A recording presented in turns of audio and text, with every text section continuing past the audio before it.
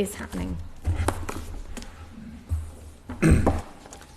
My Lords, I'm very grateful to all the noble Lords who have spoken in this debate and for the support that has been given generally for the amendments that have been tabled. It's true that one or two noble Lords have quibbled about the detail of particular proposals in the amendments, but I think there was universal support for the general principles underlying them.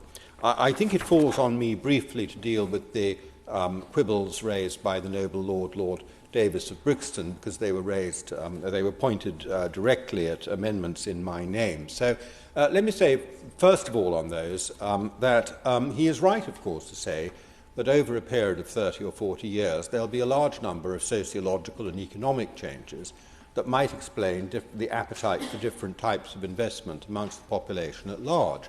But these, surely he will accept, are completely dwarfed and made irrelevant if the fact is that you're not actually allowed to purchase the investments in the first place. And that is the object of the amendment here, to allow this to happen. If it is the case that you have to put €100,000 on the table to buy a corporate bond, then people are excluded in very large measure, and questions of their appetite for risk, of different types of risk, simply don't arise. If there is routinely not, a retail element to a new issue of shares, then retail investors will not be able to buy those shares. And so that I think is that. The noble Lord also picked me up on the question of what I meant by regulated investments. And it's true that if the amendment were to come back on report, perhaps it should be drafted more carefully to say investments traded in regulated markets. And I accept that might not be, might be infelicitously drafted. But to help give a more substantive answer, perhaps one should take a more apophatic approach and define what non-regulated investments are. And they are things like betting, spread betting, contracts for difference, and mini-bonds. The noble Lord is concerned that putting your money into sort of highly rated shares, corporate bonds, or gilts might be a little bit risky and inappropriate for somebody setting aside money for the future, but hasn't tabled the amendment I'd hoped to see in that case that would have made all of these different products, would have prevented them from investing in all of these different products, which are there freely available, which people do invest in. And the noble Baroness Lady Kramer pointed out the mini-bond crisis was perfectly respectable people believing they were investing in something that looked like a bond, which it wasn't at all, for a return that appeared attractive. But we do nothing for them. We allow that. Why are we worried about them investing in real bonds?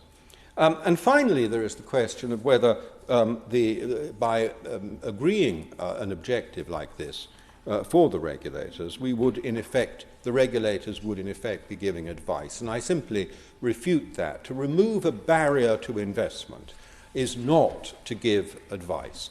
So I'd encourage the noble Lord, I don't know where he keeps his money for a rainy day, perhaps it's all in a savings account somewhere, but I'd encourage him to think a little bit more broadly and look upon various opportunities that would be available to him, safe and regular opportunities that would be available to him for his spare cash if he were to swing in behind this amendment, and I'm sure he would benefit in many ways from that. I turn briefly to the remarks by my noble friend, the Minister.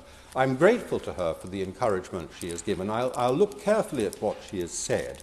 I'm still not wholly persuaded that proceeding on the basis of the Treasury's current work rather than by way of legislation is entirely the best way, and I'll consider whether these amendments or one of them might come back on report. But on the broader issue, on the other issue, if I speak, and I hope I'm not presuming too much if I speak for the committee at large, the question of financial inclusion of people who are marginalised by the financial system, I do think my noble friend might want to reflect a little bit further about whether a process of engagement with noble lords who've brought these issues up on all sides of the committee might not be beneficial over the period between now and the issue returning on report, because her speech did, and I know it's not in her personal nature to sound negative and unwelcoming, but her speech did have that tone. That everything was a little bit too complicated, might have a negative, might potentially have an unintended consequence. Well, anything might have an unintended consequence, potentially. One wouldn't know, by definition. I wonder if she might consider some process of engagement on the issue, because I think the feeling is quite strong around the committee. But with that, my Lords, I beg leave to withdraw my amendment. Withdrawn.